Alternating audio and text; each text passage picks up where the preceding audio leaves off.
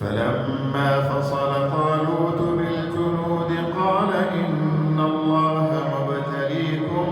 بنهر فمن شرب منه فليس مني ومن لم يطعمه فإنه مني إلا من اغترف غرفة بيده فشربوا منه إلا قليلا منهم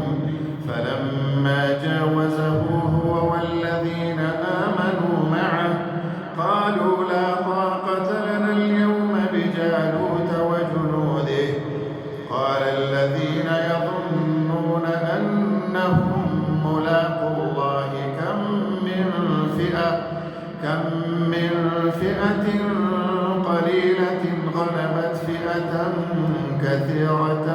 بإذن الله والله مع الصابرين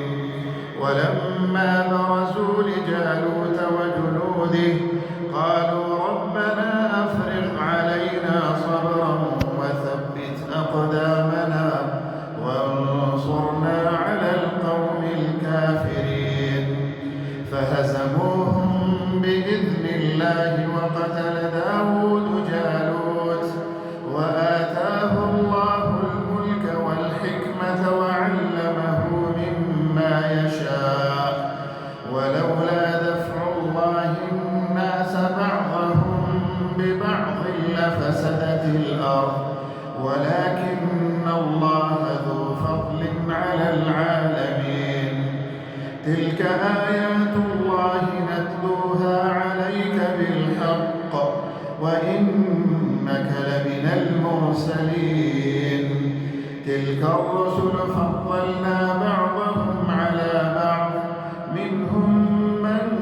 كلم الله ورفع بعضهم درجات وآتينا عيسى ابن مريم البينات وأيدناه بروح القدس ولو شاء الله ما اقتتل الذين من بعدهم